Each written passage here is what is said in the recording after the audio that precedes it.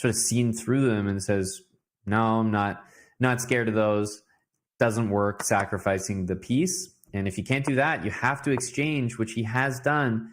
This position is much better for Andreikin.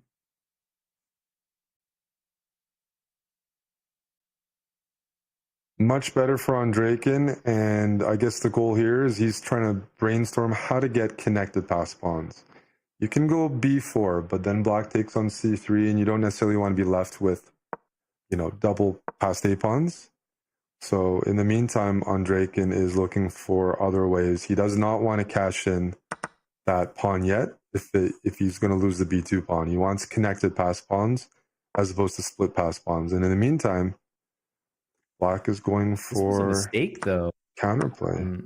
Why? I don't know why he didn't focus on the queen side. Instead, he tried to make kingside moves. And to your point, he's not getting them connected. Like, he's just going to end up ahead a pawn here, certainly. But I wouldn't say this is as convincing as when white had all three of the queenside pawns.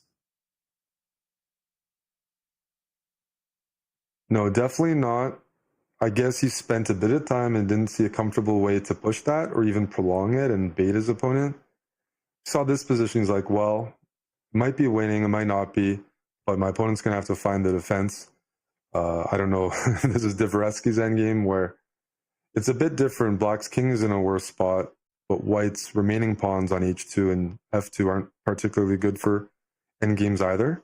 The rook can fully cut off the third rank, which prevents white using the king to bring it up the board.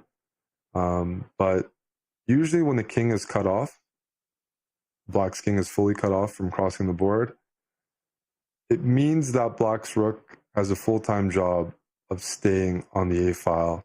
And I'm wondering what happens when white eventually brings in the king to harass the rook. Mm-hmm. Yeah, I because guess black may actually bring in the king. Yeah. Yeah, I'm not sure though, because yeah, exactly. If you bring the king over, then obviously the rook's gonna swing over and maybe take a different pawn in exchange. So immediately I'm thinking, okay, if the rook goes down and checks, the king will likely continue to walk over, because I think if white plays rook a8 check and the king stays on the king side, I think you can push the pawn all the way even to a7, and I wouldn't be surprised if even that position was winning. Yeah, the king has to stay where it is right now. Otherwise, we have that trick where you bring the rook to h8. Mm-hmm. But this looks winning. Yeah, this is the kind of position I was worried about, because white will be able to advance the king up the board, and that e-pawn is not that easy to defend.